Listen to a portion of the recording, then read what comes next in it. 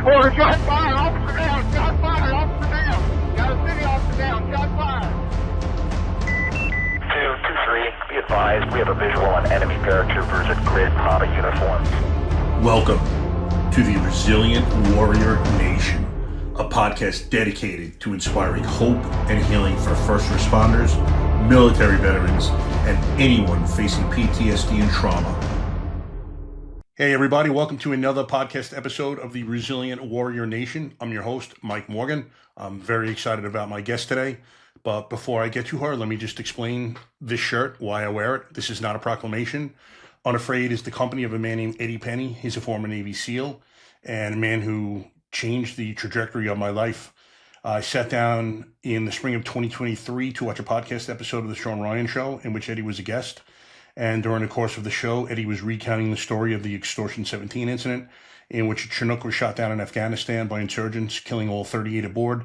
This included 17 SEALs. It was the largest loss of community ever in one event. Included in the dead were Jason Workman, Eddie's best friend. And Eddie was telling the story of escorting Jason's body back to his hometown. And as he told the story, he was upset, rightly so. I simultaneously began thinking about a call that I had. I'm a 30-year medically retired police officer. And 5 years prior to that, I had had a call of a 2-year-old found floating in a pool, beautiful girl named Dana Sikorsky. She survived the incident, but it was a tough one for me. It was literally the one call in my 30-year career that I started to cry. I stopped myself because men don't cry. And unfortunately, it's doing so, it would have been the best thing I could have let myself do, would have been the best cathartic thing, but I did not. Getting back to the story, as I am listening to Eddie tell his, I'm thinking about Dana, and I just began sobbing. There's no other way to put it. I was not sure what was going on at the time. Literally, as I'm crying, I'm like, what the fuck is going on? Excuse my French. But I realized shortly thereafter that the feelings I had been experiencing for, at this point, I'm retired almost a year in the spring of 2023. I'd suffered a long-term back injury in September of 20. I had 2 back surgeries that followed back to back, and I was medically retired about 2 years later, October of 22. I had to go 1 more year for a workers' comp case. So during those 3 years, I did not have a job. I wasn't allowed to volunteer. I wasn't allowed to go to the gym. I was just a man without a purpose and had a lot of time to think. Unfortunately, idle hands are the devil's work. And during the course of me thinking, I began to experience some depression, anger issues, just general unhappiness. Was not sure the origination, but as I watched this podcast, I realized that I had suffered some sort of PTSD in my career. I'd always mistakenly believed that PTSD was only caused by seeing your brother or sister next to you get killed. Mine was caused by being inside the most devastatingly intimate moments of other people's lives over and over for 30 years. So once I realized this, I knew I needed help. I was not going to be this ornery guy that hated everyone and everything for the rest of my life. I wanted to shed myself of this trauma and began thinking about different ways to heal myself. The first one that came to mind was therapy, traditional therapy. I did not think that was going to work for me. I didn't think I was going to speak to some man or woman behind a desk and tell them the things I've done, the things I've seen, and they were going to be able to, in any way, shape or form, help me. I'm not putting down on counseling. I just didn't think it was for me. Furthermore, I had seen these special force operators, special forces guys coming back, self-professed broken men from war, and they were talking about healing themselves using psychedelics. So at first I didn't think they were for me, but I really started paying attention at this point, started researching, and on March 1st of last year, my wife and I went to a place called Soul Quest Ayahuasca Church in Orlando, Florida, for an ayahuasca retreat. It was a 3-ceremony weekend, and during the course of that weekend, my life was literally changed. Really, for all intents and purposes, in the first journey, those 4 hours on that Friday night. So during the course of that journey, as I was coming out of it, and let me preface by saying 2 former coworkers and friends had committed suicide 3 weeks before that from my Suffolk County police job. My buddy, who was a sergeant, had committed suicide in the precinct locker room. The universe told me I was now healed. It's not a linear thing. You're still always healing, but for all intents and purposes, again, my PTSD was healed, and my life's pursuit was to go forth, help other first responders and vets heal theirs. And I created this podcast in that vein to do for others what Sean Ryan did for me. I bring on ordinary people who've done extraordinary things with their lives, talk about their highest of highs, lowest of lows, how they've healed. And my intention is for men and women who are going through it to identify with them and hopefully get hope and inspiration and raise the hand if they need help, because no one is ever coming to get you to help. So that is really what this whole mission is about. And in that vein, let me introduce my next guest. I am very excited to introduce Angela Skudin. She is the founder and CEO of the Casey Skudin 343 Fund, a nonprofit dedicated to transforming mental health care for first responders, heroes who risk their lives daily, yet too often suffer in silence. Established in honor of her husband, Casey, a decorated FDNY firefighter who tragically passed away in 2022, the fund carries forward his legacy of honor, bravery, discipline, and service to others. Inspired by her own healing journey through chronic illness, ultimately resolved with psychedelic treatments and the unwavering support of Casey, Angela created the fund to provide safe, medically supported access to psychedelic-assisted therapies. These treatments address trauma, PTSD, treatment-resistant depression, chronic illness, and substance abuse. Each journey is paired with a full year of integration support, including guiding coaching, breathwork, and community, ensuring that healing becomes lasting transformation. Backed by more than $1.3 million in personal investment, the 343 Fund is ensuring that first responders who dedicate their lives to protecting others finally receive the care that they deserve. In addition to leading the fund, Angela owns and operates 3 retail businesses that support local artists and the community. She lives in Long Beach, New York with her sons Benjamin and Channing, CJ, along with their 3 rescue dogs. Angela, I am very glad and honored to have you on the podcast. Welcome. Thank you, Mike. I'm so happy to be here, and especially since you were a Suffolk County police officer, and I'm over here in Nassau County. For those who don't know, Angela and I are both from Long Island, New York. Long Island separated into Nassau and Suffolk counties, so I policed in Suffolk, which is a neighboring to Nassau.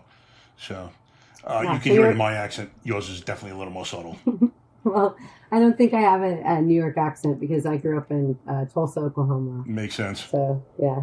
But I've been in New York longer than I was in Oklahoma now. So I think that officially makes me a New Yorker, and I've certainly paid more in taxes in New York. So, yeah. It's the gift that keeps on giving. Yeah. One of the reasons why I left and relocated down to South Florida, baby. I love it down here.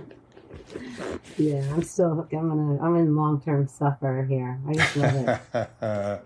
Well, you have the infrastructure in place for everything you're doing down there, so it sounds like you're going to be there for a while, and you're doing fantastic work.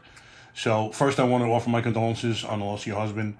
As we spoke, and I told you, my father was FDNY for 36 years himself, and it's just incredible the way your husband met his death after that career. Would you mind kind of taking people through that? Because that is some story. Yeah, so it's why we're here today is because my husband met his death. Well, part of why we're here.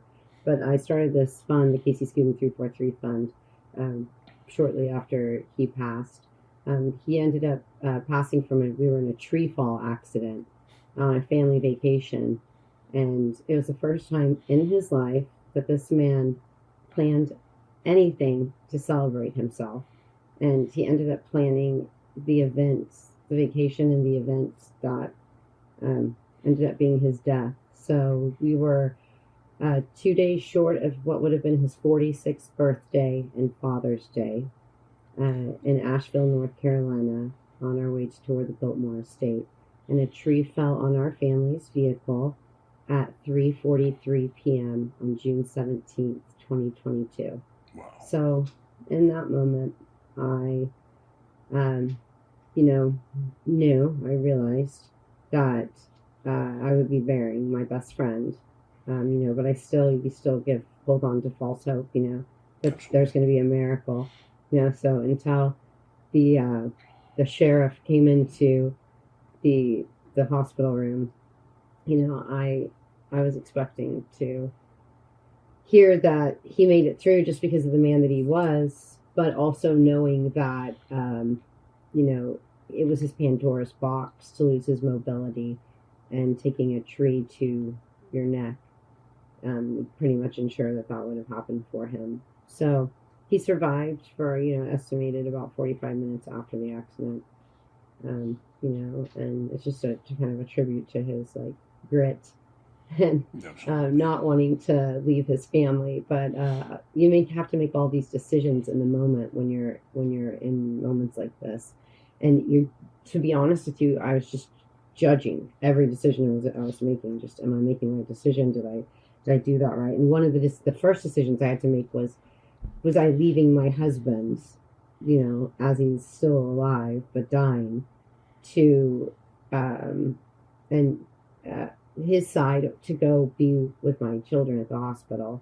But I just did what I thought he would want me to do, Right. and I, obviously got into the ambulance with our children, and yeah, it was ultimately our children were spared of seeing him. Oh, good. Because the tree was in their way, and one of our children was knocked out and had broken some bones in his neck and low back. So he didn't realize anything had happened to his father until the next day, and that was another decision that you have to make when you're thrown into something like that. Is, God, how do I tell my 10-year-old, that this guy that he his best friend and superhero is dead? And yeah, that was another one. And I couldn't even tell you what I said, but I'll tell you, I promised myself that if he asked me if his father was alive, I would not lie to him. Right.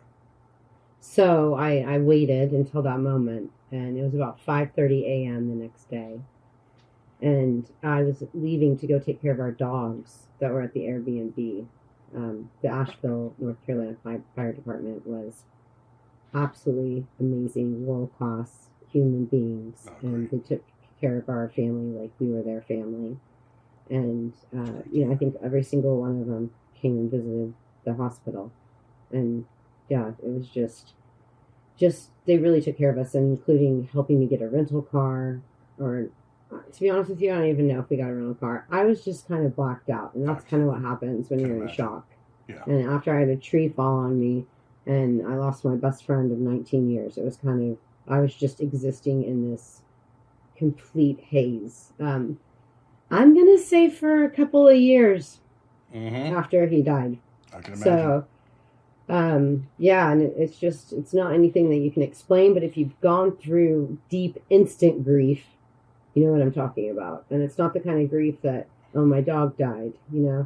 Because I think those are preparing us for these big ones. Because I was certainly grateful for having been able to mourn our golden retriever back in 2020, just to practice a little bit of what it would feel like to have the finality of losing Casey. So when he died, I absolutely couldn't fathom that this human was not going to continue saving lives. I mean, we would be on vacation and he would just run into the water in Cancun, Mexico, and rescue somebody. And half the time he would say to me, sometimes he wouldn't even tell me he was going to go do it, but if he'd tell me, he'd say, oh, that guy's drowning. And I would say, how do you know? What do you think? Why don't you go get him? And he'd say, no. You got to let them marinate because they got to be happy to see you. They have to know they're drowning. Yeah, and tired, so they don't grab you to take you down as well. So funny. He's been an ocean lifeguard too for like over 20 years. Just right outside. We were fortunate to live at the beach here in Long Beach, and he was just a couple beaches over. So, I get to take him lunch for that, and we had a great life. He would ride his bicycle to the firehouse, 12 miles door to door. Nice. He was a triathlete. He was on the FDNY Surf Rescue. He was a mentor-mentee for the FDNY. He was a valedictorian of his Proby class. I mean, he was just, he was a CrossFit coach. Just this great human. And yeah, so in his honor and legacy, I took his life insurance policy. And I had just finished healing when he died. Son of a bitch.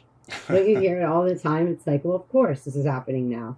But gratitude for it not happening when I was in the middle of my healing journey. Because if I had lost him in the middle of my healing journey, I don't know that I could have propelled myself forward. Right. But I had gone through a situation with Lyme disease, or actually just misdiagnosis from what I thought were just CrossFit injuries. Okay. Really, in 2018, kind of like I tore a ligament in my ankle, and then I had a labral tear in my right hip, and I just thought, oh, and then I was told, oh, you're 38 years old, you know, you lift weights, you have a bulged disc, like that's super common, you know. Absolutely. And so I just kind of got in a pain cycle, and I was like, okay, this is normal.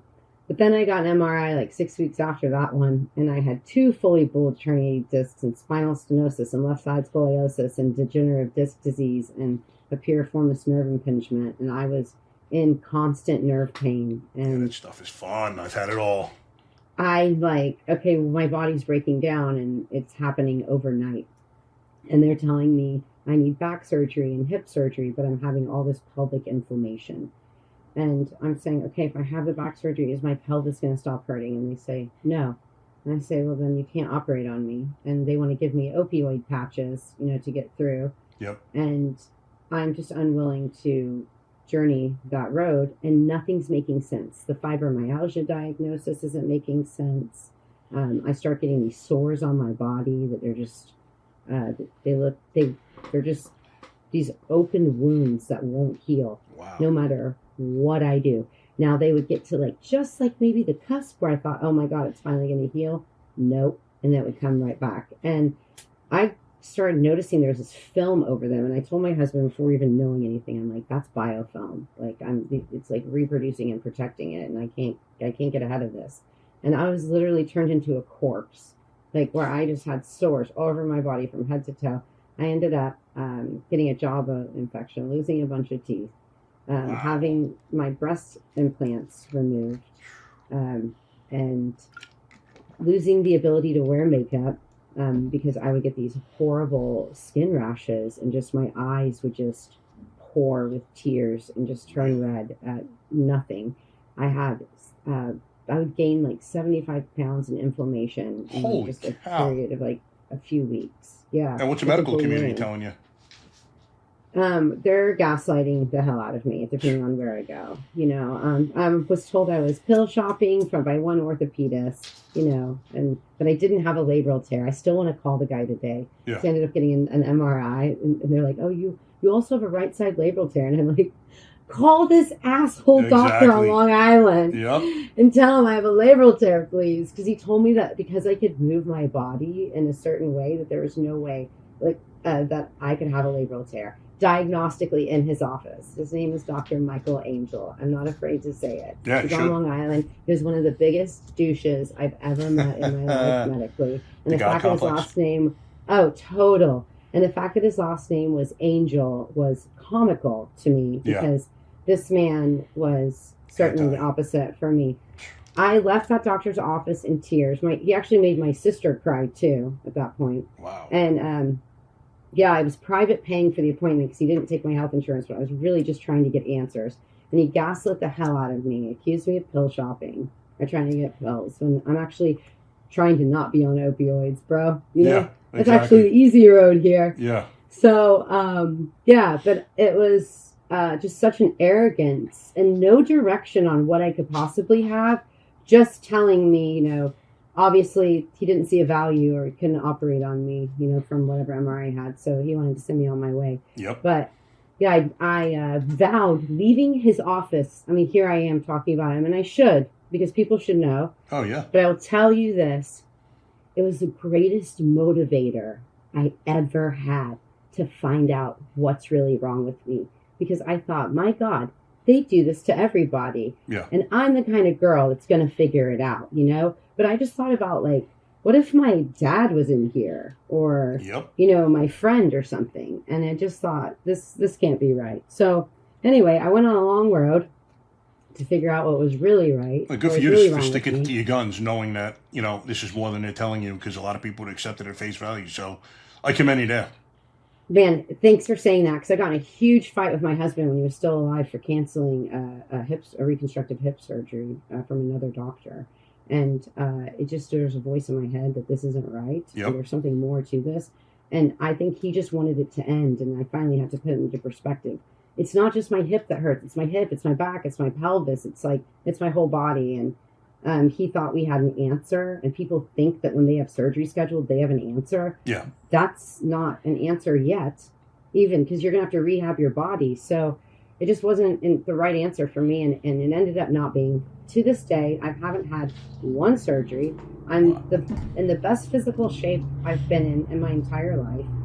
I don't suffer from any of the Lyme. I finally figured out what I had. It wasn't fibromyalgia, and it wasn't any piriformis nerve impingement. It was because I had major inflammation. But I had Lyme disease, Babesia, Bartonella, relapsing fever, Borrelia, mold toxicity, Morgellons disease, heavy metal poisoning, and I think that might be it. Yeah. You sure that's it? Yeah. That's it.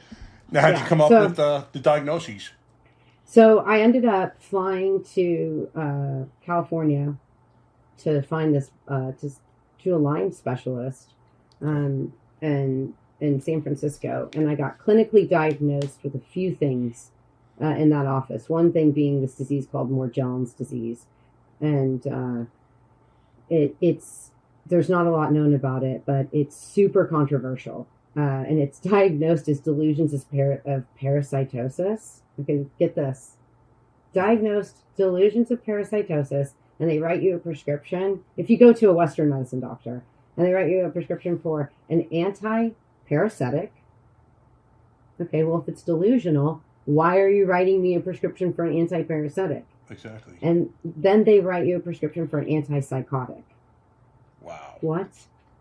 So, obviously, I didn't go the Western route on that. Yeah, good for you. Nor did I even go to a Western medicine doctor that even knew about it or could have diagnosed it. Didn't know about any of these things. So, I've ended up figuring out that I had mold toxicity, on top of all of these other things. I didn't get all the diagnosis at once. I was only able to get some. And then the thing that people don't know about Lyme disease is when they're taking these Lyme disease tests, these specialized ones, you can't take a Western blot or an ELISA test and think, oh, you're gonna catch your Lyme disease on there. If you catch that you have Lyme disease by definition of the CDC on one of those tests, you go play the lottery. Really? That's wow, it's that rare to do it that way. I took that test. I don't even know, at least 3 times. And the way that I found out that I had Lyme disease was I had a dream one night, and I woke up, and it was one of those dreams. I've had a few in my life. They're super rare for me, but they're like, I call them like message dreams or whatever. Yep. And I was so sick, and I was about to have this surgery, and I woke up, and I reach over the phone to my husband, and I'm trying to grab my phone, and he goes, "What are you doing?" And I said, "I know what's wrong with me." And he said, "What's wrong with you?" And I said, "I have Lyme disease." Get the hell out of here. "No, you don't."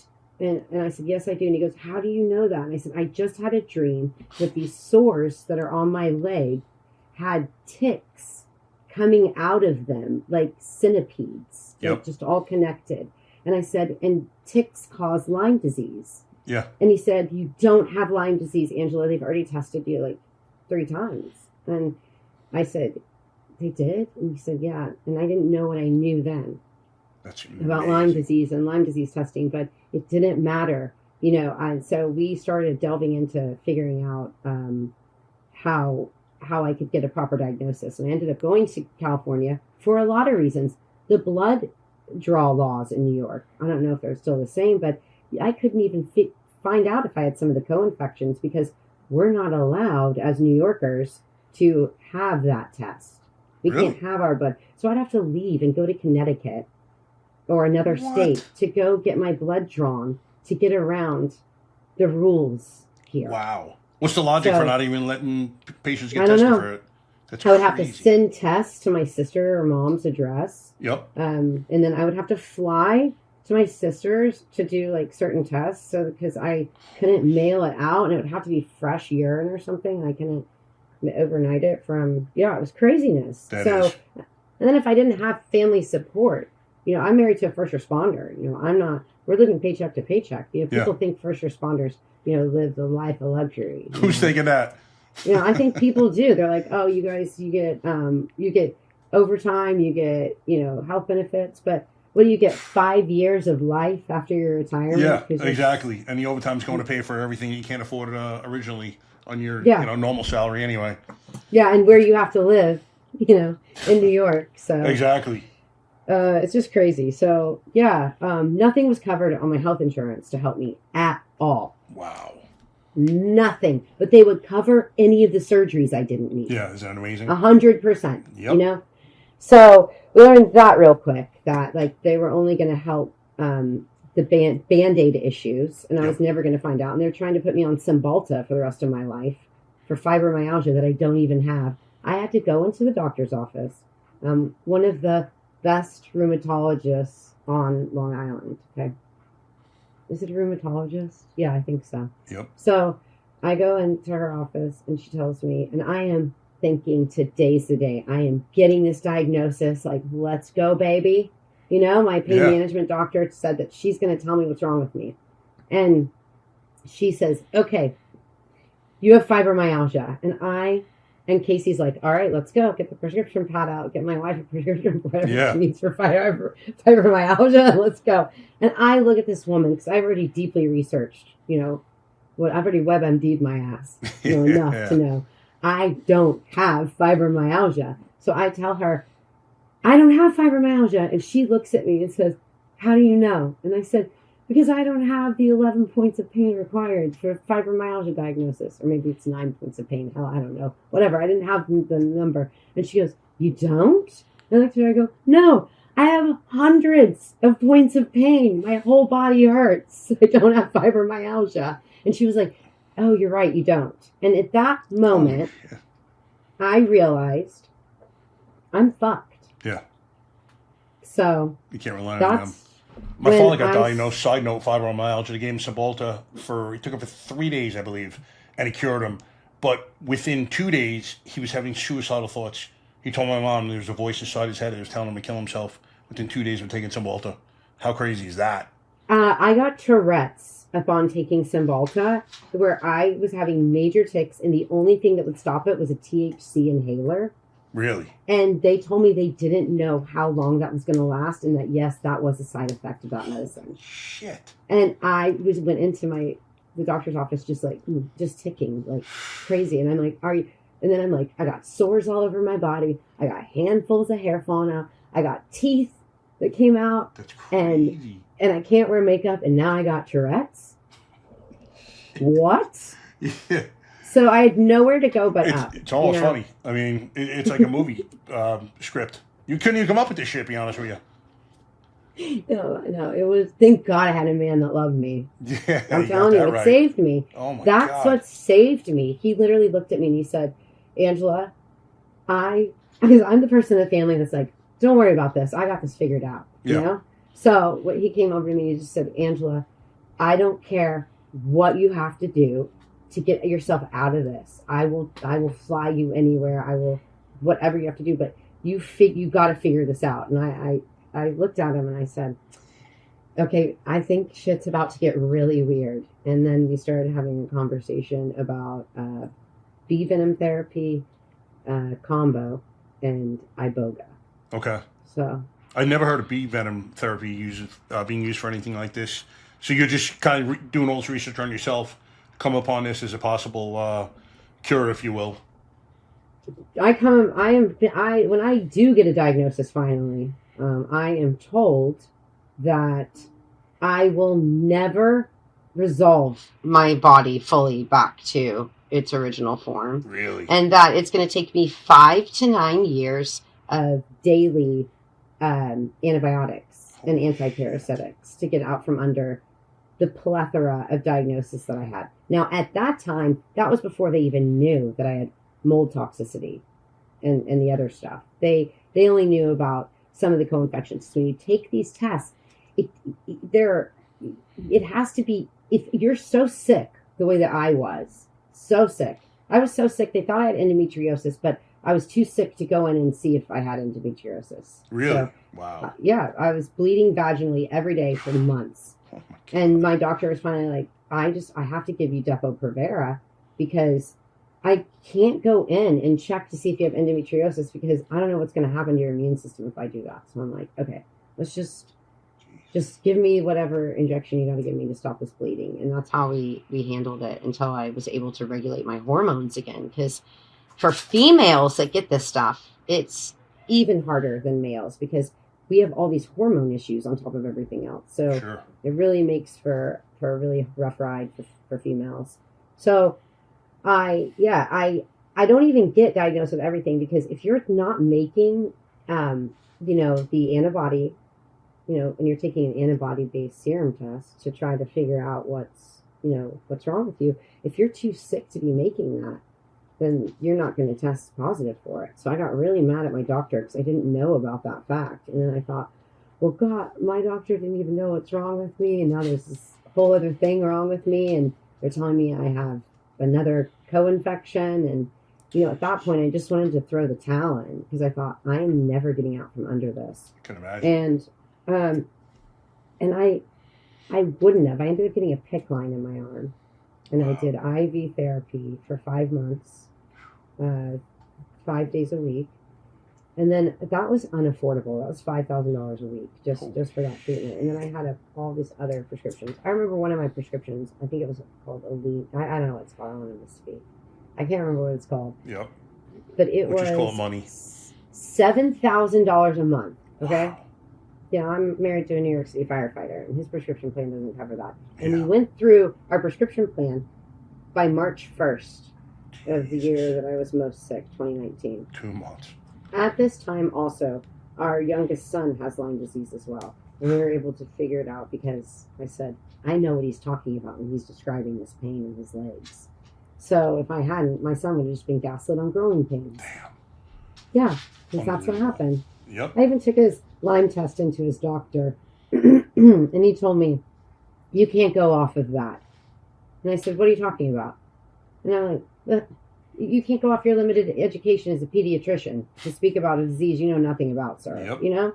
So I wasn't a mom that was going to listen to a pediatrician. You're there to give my son a yearly physical. And to be honest with you, besides seeing our nice pediatrician at the coffee shop that I own, buying his morning coffee, I don't see him because my kid doesn't get sick anymore. Yeah. We don't do those things anymore. So we see him only to get the yearly physical now. Yep. So beautiful. I don't take advice from people I don't need advice from, and I needed advice people from. Take it as gospel when they speak. Yeah, I needed. Yeah, and then you're on the road of seeing orthopedists with your kid and all that gut. He's having anxiety from school. That's why his gut function's messed up. It's like, come on. So anyway, I was able to recognize that was wrong with our son too, and then learn everything I could learn basically about what I had, and then how I was going to get rid of it. And the best shot that I saw that I was going to get rid of this is if I started seeing myself with honeybees. Okay. So I called a scientist. I found this guy in Connecticut because I'm not, it took me about a year of voyeuring this process and, this PICC line and everything to be like, all right. Now they got me using like off-label drugs for alcoholics, Atubase or disulfiram, because it does something to your immune system. I'm not quite sure, but it's super dangerous and it's hard to take. I was taking it during COVID, and you can't have any hand sanitizer. You can't put alcohol in your hands. So like even explaining that to people when you're walking into buildings, they're here at the bottom. Oh yeah. Like, I really can't. She's difficult. So, yeah, like I'm an alcoholic. Yeah, exactly. I'll lick my hands, man. I can't do it. Yeah. Anyway, yeah, I just couldn't even. I couldn't get through that. That time period was just so extra for me. So, anyway, I just decided that I had to do something extreme here because, like you said, no one's coming for you. Yep. No one's coming for me. So I tell my husband, hey, we got to start doing this. And we became beekeepers. And he was like the best beekeeper ever. And we keep these bees alive. We had 2 different hives of them. And I hired this guy to come, this scientist. And he knew everything about bee venom therapy. And he came to our house. And he taught me all about where I have to sting on meridians and the science behind it. Like from the ancient Egyptians That's when this began. Wow. And just knew all the studies on it. And he had used it personally to cure his rheumatoid arthritis and keep it at bay for all these years. Damn. And I said, man, people must call you all the time and be like, you helped me so much. And he said, do you know no one ever calls me and tells me that? And I said, why? And he goes, because once people heal, they just forget about how they had to suffer to get there. Yeah, it's true. Most people do. Yeah. So I'm case in point. I haven't called them. Gotta go leave a Google review today. The guy is amazing. I wish I could remember his name right now, but my God, he taught me so much. And he told me one thing. He said, Angela, you've been stinging yourself with 10 bees a time. And I said, yeah, I know, right? That's crazy. He goes, yeah, you got to do like way more. You got to do like 19 to 26 bees every time. Wow. And I said, get out of my house, sir. Yeah. Which you're actually getting stung? That's how it works? Yeah. Oh, it doesn't how you extract the, holy shit. So how does they this, haven't figured a way to extract it yet. There's something about the stinger and the manipulation of the stinger afterwards. It acts as a pump, and it continues pumping the venom for about 15 minutes after it actually stings you. It's a really cool process to see. That reminds me, when I got my Rottweiler, I was talking to the breeder, and she was talking about inseminating dogs. So she had a champ that won Westminster, so she said a thing, a cup of his sperm was like at the time like 5 G's. So I'm like, oh, all right, what do you guys have a machine or whatever that you hook them up to? She's like, I'm like, what? She's like, you? She's like, I'm like, oh my God. Yeah, I don't think I could have a J on my dog. Yeah, that's a crazy one. But thank God we're talking about bees here. That's crazy. So you have to actually, what's the process like to sting yourself? Today's episode is brought to you by Cutting Edge Testosterone Therapy, a veteran-owned, family-run clinic led by a retired first responder. At Cutting Edge, they help men and women rebuild strength, focus, and vitality through advanced hormone therapy, peptides, and performance-based weight management. Whether you've served your country, your community, or your family, Cutting Edge helps you get your edge back safely, professionally, and with people who understand what service takes out of you. Cutting Edge offers individualized care with no monthly fees or contracts. Learn more at cuttingedgetestosteronetherapy.com. Cutting Edge Testosterone Therapy, built by those who serve for those who still do. You get these you get tweezers. You can CO2 them if you need to. We didn't really have to do that. We just open it up and you kind of get them.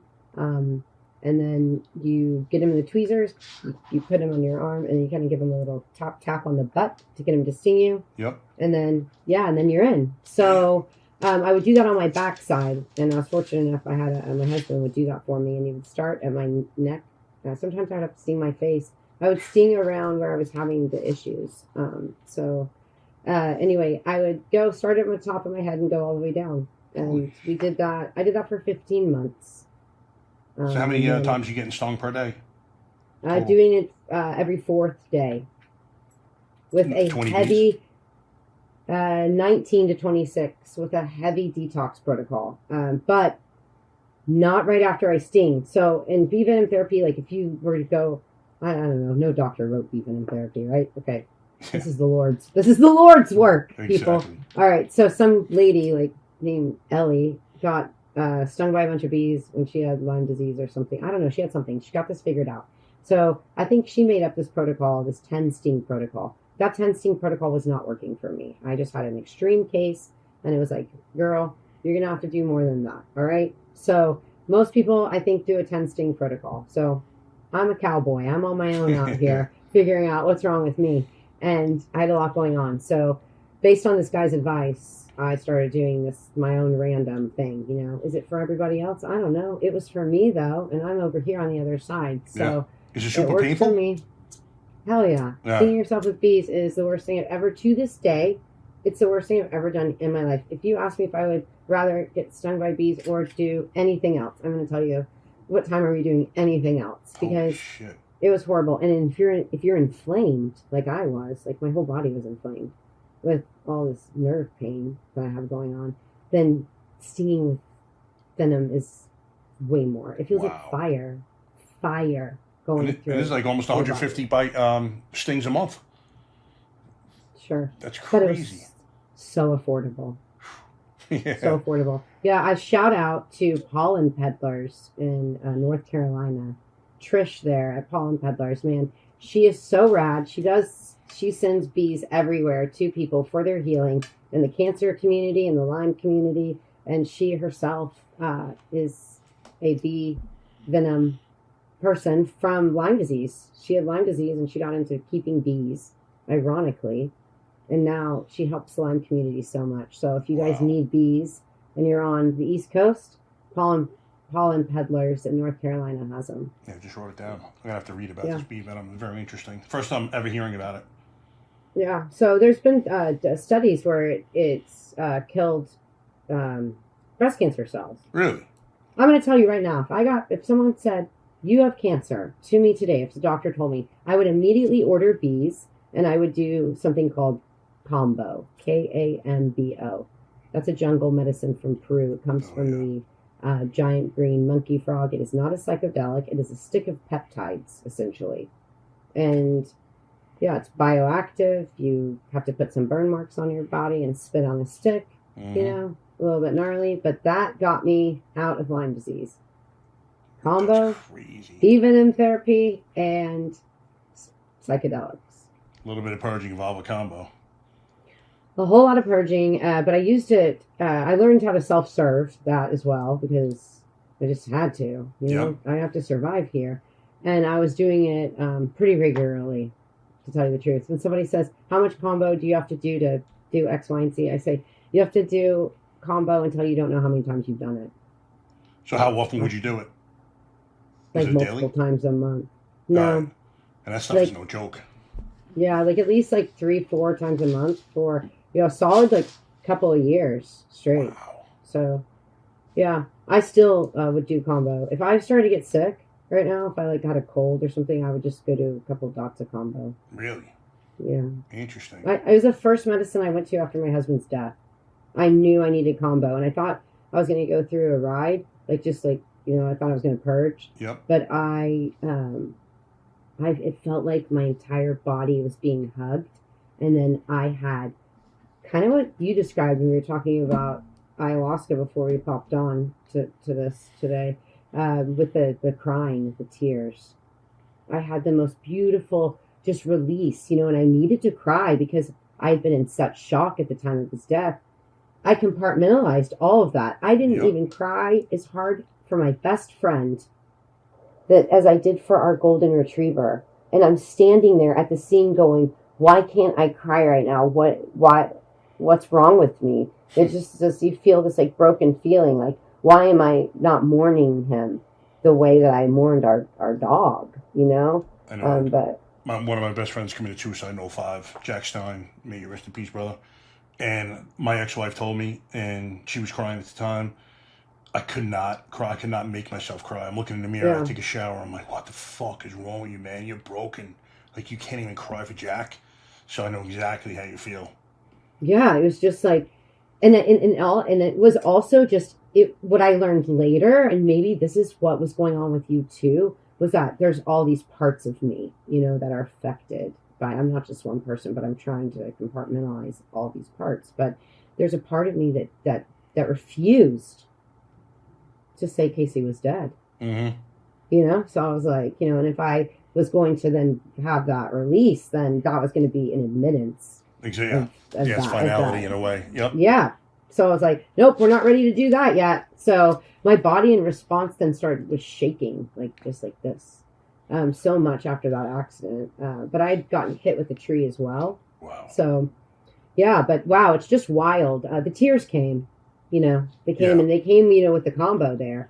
So I was super grateful to have had that tool to release that. Yeah. Because, boy, there was so much anger that I had inside of me from, this violation that I felt that I had from him being robbed from me, during the best years of our life, Yep. So, so thank God for combo. Thank God for the bee venom therapy. And then I started doing a heavy detox protocol with an infrared sauna. And I quit doing a detox protocol with my body. I started letting my body do its natural detox protocol with the bee venom. because Okay. I started realizing, hey, you're doing bee venom, and then you're going in the kitchen and you're popping Alka-Seltzer Gold, for to make it easier on your body. But then, aren't you just filtering out the bee venom here? Yep. So I started like, all right, girl, you're just gonna have to put your bootstraps on and Suck it up. let's go. Yeah. So the nights got a little harder, but yeah, bee venom made me really tired, so I got knocked out pretty much. But yeah, boy, I could hardly put my feet on the ground in the morning, and my joints were so swollen. I'd have to drive my kid to school like this with the car and use my wrists. I would forget where the school was because my neuro function. Okay. I forgot how to speak and say words.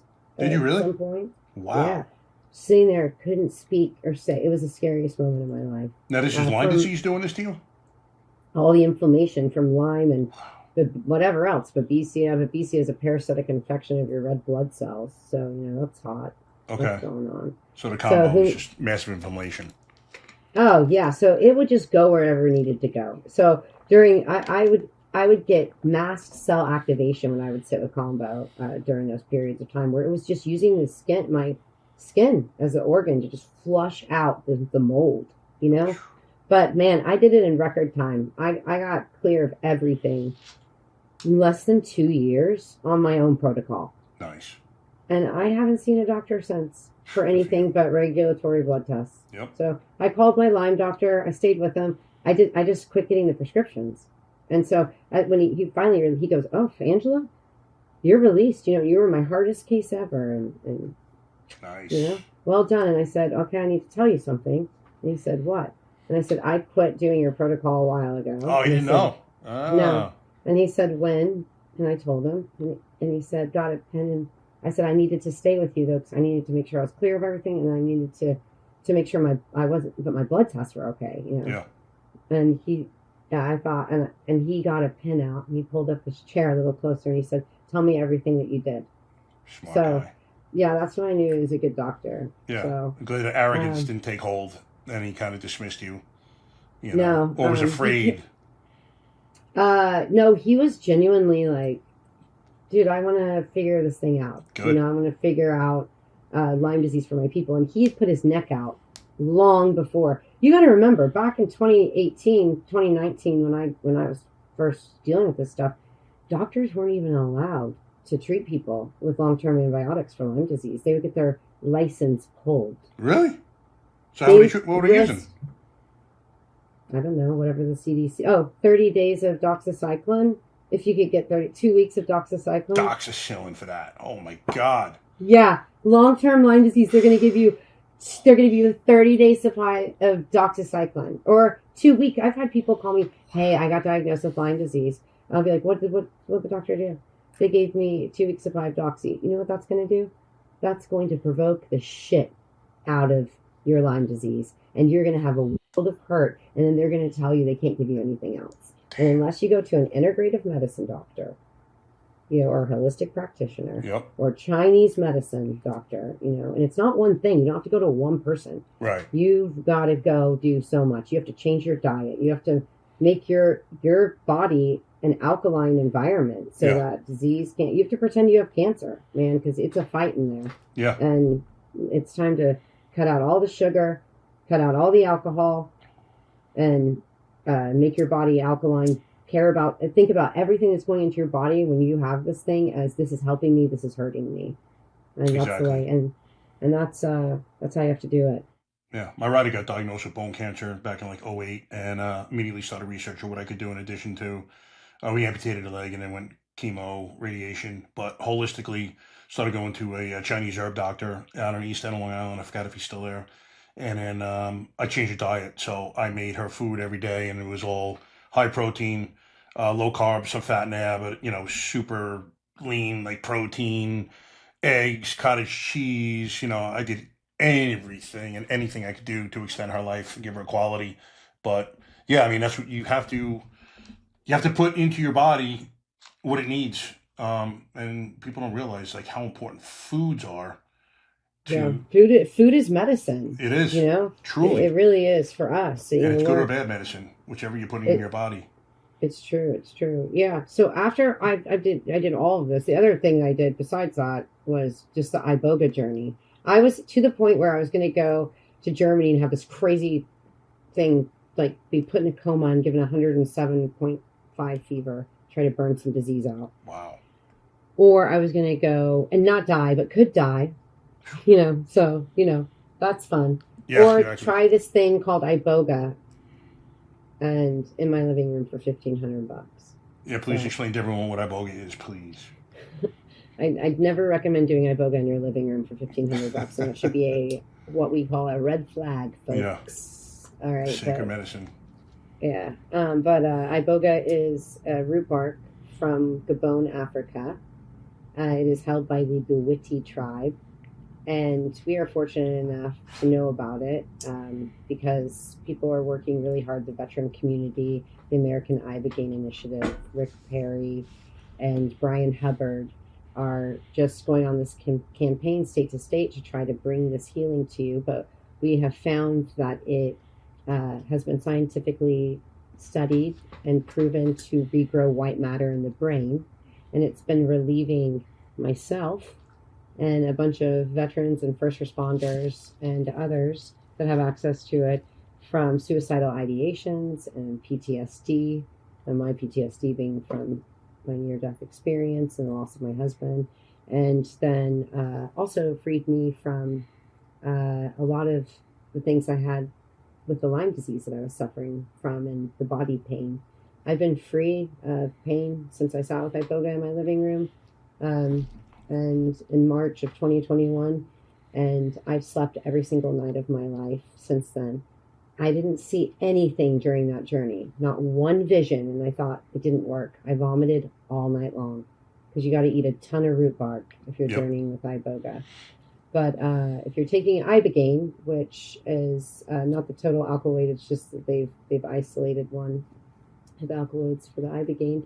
And if you take that, you get to take it in a nice capsule form and a 4-dose series, and it's much easier to journey that way, and it's also much safer to have pre-cardiac screening and go to a trusted ibogaine provider or medical facility for that. And unfortunately for us here in the United States, we are not allowed access to this medicine, and I don't know why that is. It's because it's on a Scheduled 1 controlled substance list right now, from old political warfare from the Nixon administration. Yep. But by definition, it doesn't belong on the controlled substance list. It's misdefined. Misclassified, yeah. Yeah. And just so everyone knows, to get on the Schedule 1, it's the medicine or the drugs most ripe for abuse. No one is going to abuse ayahuasca or ibogaine. I promise you that, as you know. Oh, I always laugh about that because I'm thinking the last thing I would do, first of all, when I'm going into an ibogaine journey, I'm going to tell you right now, I'm scared as shit. Yeah. I do not want to do this. There's just always a part of me that's like, I do not want to do this, but I've never regretted one. I've had one iboga journey, well, 2, but I've got to tell you, one time I had an iboga journey, I don't even count it, and it was bunk. Oh, really? Yeah, come on. But, like I said, I'm dealing with this guy from California. He's not even actually alive anymore, so I do not do what others before you have done. But, yeah, so but since I've had that journey, I've slept every night of my life, and it freed me from an Adderall addiction, an alcohol addiction, and a Xanax addiction, because I had to use the Xanax to sleep, right? Because I was snorting Adderall all day. So, that's not great. But here I am now, thriving. Awesome. So right when that happened, right after I had sat with ibogaine, right after I healed myself, about a year later, I had an ayahuasca journey. Okay. And it was, and then everything. This was in Peru? This was actually on a mountain in New Jersey. Ah, Jersey, everyone's go-to for psychedelics. Right? Yeah, some mountain. It was You're actually a little lower on the mic. I don't know if. Hold on, let me see. Hold on a second.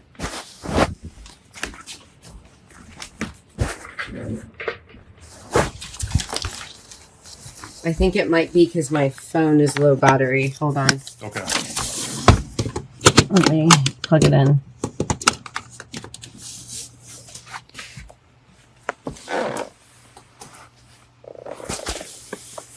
Okay.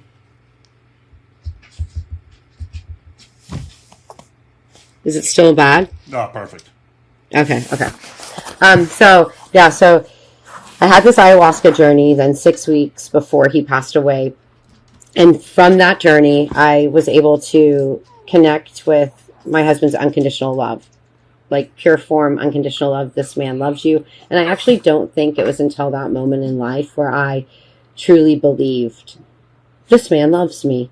And that's because of all my childhood trauma, and when you're dealing with psychedelics a lot, you have no idea that you're going to be dealing with that. But yeah, you're digging much deeper than, just the surface. And I was healing from medical issues, but by God, we're going for the childhood trauma too here. So that's what ended up happening for me. But it wasn't until that moment in life where I felt like safe, I would say. And that was 6 weeks before his death. So I was able to have these 6 amazing weeks with this man. The best last 6 weeks of our life. It was like a storybook, to tell you the truth. Yeah. He forced a vacation on us, just the 2 of us, the weekend before he died, where he insisted we go. And I said, we have no money. We can't go on 2 vacations in a row. And he's like, no, I need to be with you alone. And he just insisted we go. And there's, people say, do you think he knew he was going to die? And like, I don't know. I don't know what kind of heads ups people get about death. Yeah. But 10 months before he died, I was on a retreat, a yoga retreat, with my best friend, whose husband is in Rescue 4 in Queens, and with the FDNY, and I was in a meditation, and I was basically told, however you want to say I was told, that my husband was going to pass away, and it was going to be soon, and that it would be quick, and that I should prepare. And I was hysterically bawling, and I said, Casey's, going to die. And she said, don't say that. And I said, no, it's not like I'm having a choice here. And she was the first person I called when he died. But because of that, I was able to start just pretending he didn't come home from the firehouse. And I was able to start like processing through my grief. So I wasn't in total shock when he died. I was like, oh, this is what you were talking about. I was also able to ask him to forgive me for something that I had done to him our entire marriage that had nothing to do with him. It was just me just being a bitch, and I told him I apologized to something, that I did. I was like, hey, I just want to tell you that I do this thing to you, and it's so fucked up, and I don't know why I do it, and I'm sorry, because you're trying to do something nice for me, and then I'm telling you didn't get the right thing or whatever. Like, I should just say thank you for thinking of me, and seriously, thank you for thinking of me. And he teared up, and his bottom lip started quivering, and he said, thank you for saying that to me. And I feel like it took years of weight off of this man's heart, for me to acknowledge that. Mm-hmm. And yeah, it's I'm not even fully expressing this moment because I don't want to burst into tears or get too intimate about my husband's and my relationship, with the general public. But yeah, it was top 5 most memorable moments of our marriage. And we were able to have those moments just prior to his death, where I then had no part in the planning of where we were going when he passed away. Yep. He even chose the time we were pulling into the venue, where he died. So after he died, I just couldn't fathom that, wow, how the hell did I get all this figured out, and a huge vehicle of this was unconditional love. Right. And how did that happen? And then he's dead. His saving cannot be over. Yep. So I built the Casey Skudin 343 Fund with his life insurance policy and my own money. And to date, I think they say we had a personal investment of $1.3 million. And I've built the most sophisticated container, the best psychedelic support container for pre and post psychedelic journey and safe access to psychedelics with first responder groups in the entire world in his name, honor, and legacy. And we've saved 170 first responders on our list so far. That's unbelievable. When did you guys start operations? Our first group went through in May of 2023. Okay. So we're just a little over 2 years now, yeah. So 99% of every dollar that comes into the Casey Skudin 343 fund goes directly out to the grant recipients. Nice. That's awesome. And how do I'm assuming they find you? There's some sort of application process? Yeah, the 343fund.org. You can click to donate. You can click to fill out a grant application. If you are a first responder, that is a career police officer, firefighter, or paramedic EMT, and full-time service for 10 years or longer, you can fill out an application. And yeah, we'd love to help you out. Awesome. But we need help and support too, man. Like, I'm not a first responder, and I put in so much of my money for this, and it's been really hard to get first responders or get people to donate for first responders. But first responders, like you said, I even wrote this down when you said this earlier, the most devastatingly intimate moments of everyone else's life over and over again. That is what you guys are expected to absorb and work through in life. And it's time that we, as human beings and as a nation, say, okay, we realize that we're asking you to act like machines, and we want to help you guys take this off of your chest so that you can have a good retirement and you don't come home and play kick the dog, you know? So, absolutely. Yeah, we need help to help you guys. But yeah, if you come donate to the 343fund.org, like I said, it's going right back to a first responder. Yeah, I mean, anyone watching this, obviously you guys see the mission and, how incredible it is that they're actually changing lives. Case in point, you were telling me a story about when Casey was killed, and those first responders are going to that scene, seeing this, and they are watching your life transform right before their eyes, and it's not for the better. And, they're turning around and taking that home. And, I just want to applaud those guys because you said they were as gracious as could be. For you men and women who are active duty or who may go into the profession, realize when you're in situations like this, you are going to make a lifelong impact on the people that you're dealing with. They may not remember your name. They may not remember what you look like, but I assure you, they're going to remember how you treated them. And although I hated going through scenes like that, any death, in a way, I was always thankful that I was the one sent there because I know that I was the most gracious, compassionate guy that could ever be sent to anyone. Like, I literally treated everyone who experienced, any type of death, whether it was a natural or, something as catastrophic and accidental as Casey's. I treated them like I would want my family to be treated. And, unfortunately, I've seen the two cases I've seen where guys were less than was homicide detectives making notifications. And I understand you guys go through a lot of shit, man. You see death on a daily, and sometimes it just becomes routine, but it's not routine to the people that you're giving that notification to. And, let's be frank, sometimes the notifications are about pieces of shit. It could be a dope boy, but to that parent, that's their son. It doesn't matter what they were doing in their life to receive that end that they just got. Never forget that. Anything you say is going to be remembered. It could be the most gracious thing, or you guys can, utter something under your breath, whatever it may be, but you're going to affect that person for their entirety. And they're going to leave there thinking cops are the greatest things to slice bread, or they're going to say cops are the biggest assholes, depending on how you treat them. So, your example is just an example of how many times I've been to situations like that where you're watching someone's life change before your eyes and your heart is breaking for, in this situation, but there's nothing I could say that's going to change it. There's nothing I could do other than, being a shoulder you can lean on at that moment. And, I hope guys don't forget that. And I hope guys and girls realize that when you go through these things, you must process it out. You're never going to unsee that. But literally simply just talking about it, when you guys go back to the firehouse, because I'll tell you typically how a tragic call occurs. You go there, and if you can, someone's going to make a morbid joke just to break the ice because it's so heavy. And that's it. Everyone's going to go about their business, do what they have to do. Everyone knows their role. And then you're going to go back to either the firehouse or the precinct, or maybe you guys catch lunch, whatever the case may be. And no one says a fucking word. It's the weirdest thing.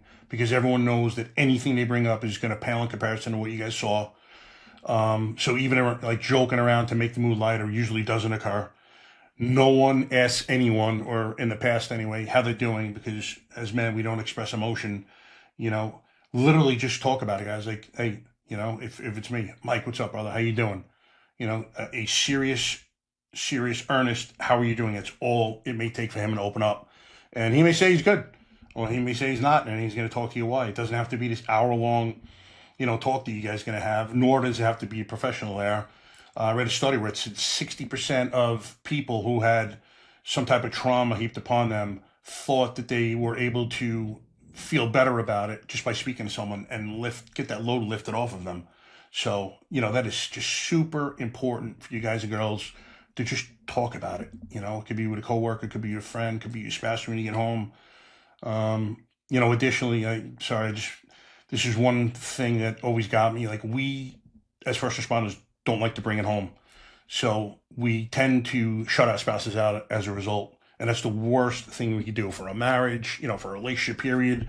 A family goes through this journey right next to us and with us. And I came up with kind of a method that I think works for most people. I mean, not for everyone, but, speak to your spouse when everything's good and just tell him or her that when you come home, that first half hour is yours to decompress. No one messes with mom or dad when they get home from work.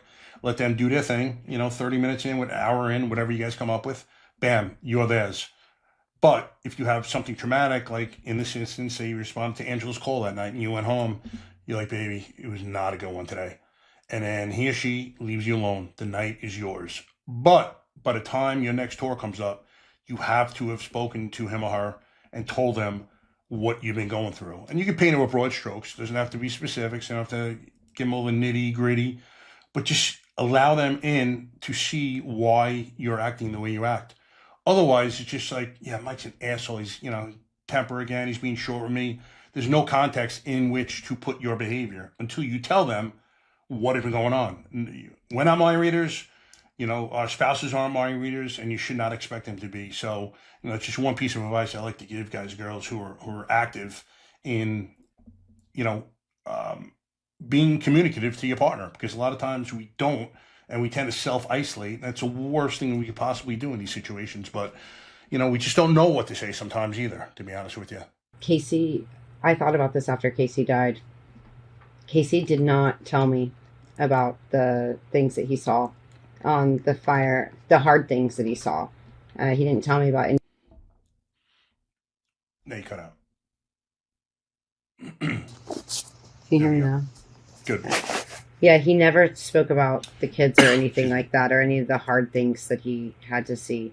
And I know it weighed on him big time. Yep. But he was also, in a sense, I know that you guys are also protecting your wives, your spouses, from the things that your lenses have to take in. You don't want them to know that's what you had to see. So, yeah, like I said, it's a fine line. I understand you don't want to bring everything home, and you don't, even when you're explaining what happened. You can, again, paint it in broad strokes, but just you give some context and you give your spouse an idea of what's going on. And, frankly, I don't think a lot of spouses really realize. I remember my godmother had watched the podcast I did, and I was speaking about a gentleman that had committed suicide. He hung himself in his kitchen. Beautiful neighborhood, beautiful house, hanging from an oak beam in his kitchen. And, 5 minutes after me and my partner were holding his legs up so the ME's assistant could either cut him down or undo the belt, I forgot what it was, implement he used, we're back at service.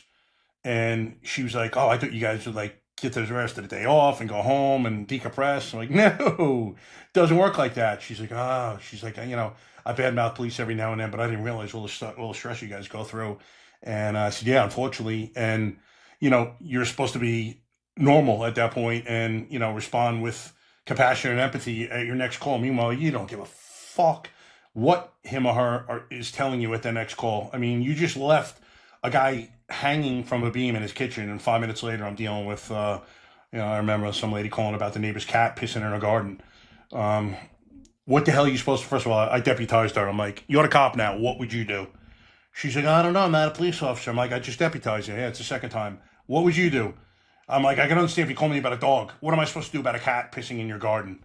And she's just looking at me. I'm like, exactly. Anything else, man? It was unbelievable. But yeah, just to illustrate, like, people don't realize, and, you know, we're not looking for this, for sympathy. We're just kind of trying to put you in a world for a second and explain, you know, some of the things we see. And it's not normal. You know, our reactions are normal to the abnormal things we see, but unfortunately, we don't have healthily processed them out a lot. And eventually it's going to manifest itself. You know, that box is going to blow. That Pandora's box just blows. You compartmentalize a million things, but that next one could be the one that does it for you. Everyone's got a saturation point. You know, that's true. And then you're reacting to things that don't even have anything to do with what you're reacting to. But I wanted to say something about the number one thing that I think keeps police officers specifically away from this is, you know, the legality issues. And then the fact that people think this is dangerous. Mm-hmm. You know, it's dangerous to go sit with psychedelics. And it is not. If you pull out your SSRI insert, which is what they always give to first responders when they're going through depression and anxiety or PTSD or suicidal ideations, here's your antidepressants or your mood stabilizers, and here you go. If you read one of those packets, you should be terrified. Yeah. So truly, the way that they do the medical intakes for these facilities, it's if you do a medical intake and you are cleared from a cardiac perspective and you are given a drug test and a urinalysis and a blood test prior to going through this, there's nothing that's going to happen to you. And everybody has a line of an IV in their arm for the duration while they're there, and they could take care of anything while a cardiac doctor stares at a monitor the entire time. Yep. So there's no safer place to be. I just took my 77-year-old father who wanted to work on repressed anger at 77, did his first psychedelic, Ibogaine, and 5-MeO-DMT. And after 5-MeO-DMT, my father came over to me and said, Angela, thank you for letting me feel God. Wow. So there is no greater gift on earth than to be able to give your 77-year-old father something like that. And me knowing confidently that this happened to be down at Ambio Life Sciences in Tijuana, Mexico. And Trevor, Jonathan, Jose, and the team down there is just world class. And I know without a doubt that I can send my 77-year-old father for an Ibogaine journey, and he's going to come back home with confidence. Yep. So I can't say that about him going into surgery or the ankle replacement he's trying to not have, which is another reason he went for Ibogaine.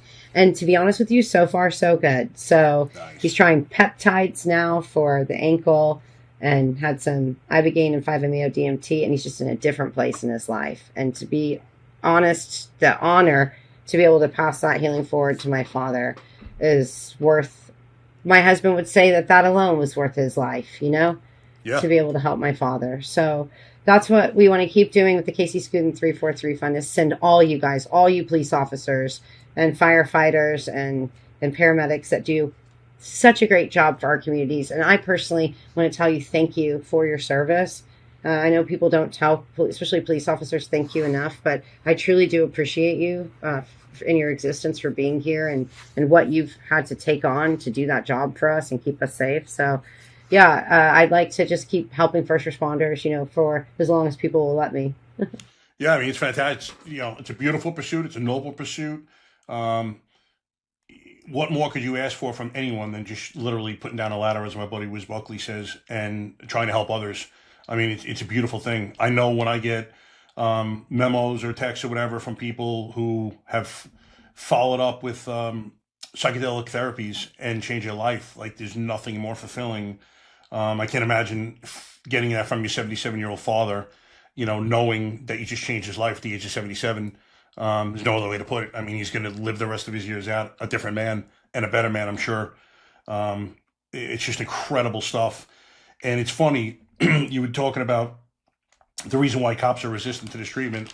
There's a stigma with these medicines, and I think it's the funniest thing. I was talking to Green Beret at a veterans and first responder only retreat one weekend, and he had been telling me he was on 11 different meds. He drank ayahuasca the year before, so since then he weaned off prior, and he was on nothing, and he said he'll never take anything the rest of his life. But I said, you know what's funny? If you tell someone in your friend circle that you're on 11 medications, no one bats an eye. The second you turn around, and I guarantee it's happened to you, and you tell them that you heal with ayahuasca, they're all looking at you sideways like you get your head, screwed on backwards, right? He just starts laughing. He's like, bro, it happens all the time.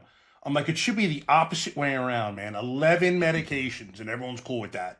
But the second you try plant-based medicines that have been around for thousands of years, they think you're out of your mind. It's unbelievable.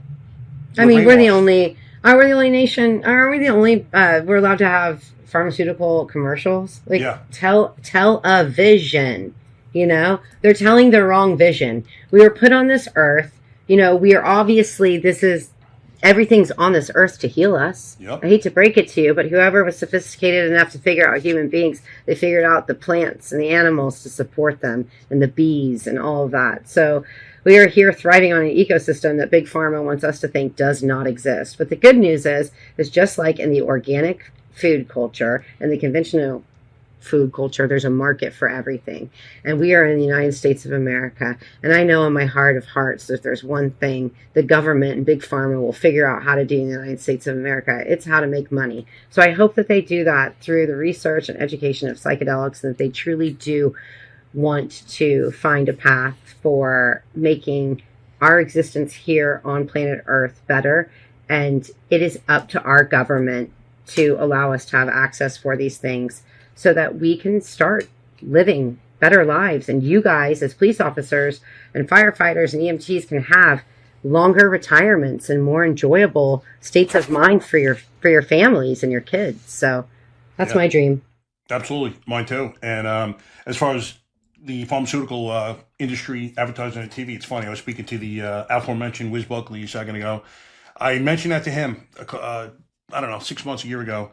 I said, bro, it's unbelievable. Like, these pharmaceutical companies advertise on TV. Number one, like, I'm going to go to my doctor and mention some medicine he's never heard of. Just not going to happen. Secondly, I just don't understand. Why do they? And he goes, bro, it's easy.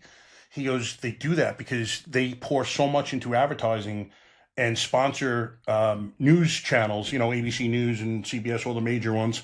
So they sponsor these so that they have influence, and they're going to be less apt to do stories, negative stories about the pharmaceutical industry. And I looked it up, and they're responsible for 20% of the total media budget on TV. So they have such an influence in that respect. And that's why we watch pharmaceutical ads, because they don't want negativity brought upon them. So it's kind of like their end around. It's amazing. Wow. I mean, if we learned nothing from the opioid crisis, then shame on us. Exactly. And I think as American citizens, we need to really just demand that our representatives handle this for us, and that we don't repeat the Sattler family's sins. Oh, true. But the thing is, if all these guys are getting, all these huge donations from these pharmaceutical companies, and, it's allowing their campaigns to do what they're doing, how are you going to stop it? Well, we do this. Yeah. I mean, you and I are forever going to be involved in this movement. Obviously, you more than me, but it's just unbelievable the reach that these guys have. And yeah, as far as I'm concerned, my job is to just bring this knowledge to people so that they can act on their own. And, it's going to be through people that this movement's going to gain momentum, and it's happening more and more. So, our hopes is that it could just, I don't see any way that this is going to stop. It's just gaining steam, and as more people experience the medicines themselves and change their lives and go and tell their story, it's momentum that cannot be stopped. I don't care how much money you put towards doing so. Yeah, it only takes 10% to move the needle, and we're gonna get there. There's no doubt in my mind, especially with organizations like yours. I mean, it's phenomenal what you're doing. So, I thank you. And 170 people you said so far have been through? Yeah. So the amount of lives you've changed, because you take one person and just put tangentially how many people they touch, you're in the thousands of lives that you've already touched, and it's incredible, because there's going to be thousands more. So I applaud you, and anything I could ever do to help you guys, please send my way, and I'm sure we're going to have you on in the future, because I love talking to you. So I want to thank you for coming on again. Anything that you want to mention? No, just, what, I want to give a shout out to Sam Creed-Moore and Kevin Felcher, their state representatives down in Mississippi. And I was chatting with them earlier today. And they're trying to get an ibogaine bill passed through for PTSD and suicide prevention for their first responders and their veteran community there. So, yeah, just they're moving this stuff on state to state with the American Ibogaine Initiative with Governor Rick Perry and Brian Hubbard's movement. And yeah, I just want to give a shout out to them and a big thank you for making a difference for our country. Fantastic. Yeah, I've seen Rick Perry and Brian Hubbard on quite a few podcasts and doing phenomenal work. Yeah, and to you state reps, thank you very much. New York, California, Texas, one of 3 of the biggest states. Where are you guys? No, Texas is in. Texas is in. My bad. Texas is in. I apologize. Texas is our founder on this. They passed a $50 million bill for ibogaine research and funding. So thank you to the great state of Texas for starting us off. I meant to say Florida because we're lagging behind. There's a ton of vets in this state. I'm actually probably going to try ETMS therapy, which is transcranial magnetic stimulation. So I'm curious to see how that goes. They started a program, I think a year or 2 ago, where it is free treatment program. I think it's 4 weeks, 20 visits. So any retired veterans, police officers who live in the state of Florida are eligible. It's literally free. You just contact, I think it's etmsflorida.com. Just look it up in case it's not the right website, but you apply through there and, you can go through their program. I'm hearing phenomenal things about that therapy as well. Guys, there are many modalities. If you don't think that what Angela and I are speaking about in terms of psychedelics are for you, there are plenty of others that you can research and look into. But when you do nothing, that's exactly what's going to change. Sometimes you need some radical healing for some radical pain that you're going through. But again, no one is coming to save you. Raise your hand though, and I promise there's going to be a ton of people willing and able to help you. So, Angela, thank you once again. It's fantastic speaking to you. And I look forward to see what you're going to do in the future. And I'm sure we're going to see you back on this podcast again. Loved having you. Thanks, Mike. I appreciate you guys so much. We'll see you soon. Absolutely. Guys, if you like what you saw, hit like and subscribe. See you soon. Well, shot fired, officer down, shot fired, officer down. Got a city officer down, shot fired. 223, be advised, we have a visual on enemy paratroopers in grid Papa uniforms. Welcome to the Resilient Warrior Nation, a podcast dedicated to inspiring hope and healing for first responders, military veterans, and anyone facing PTSD and trauma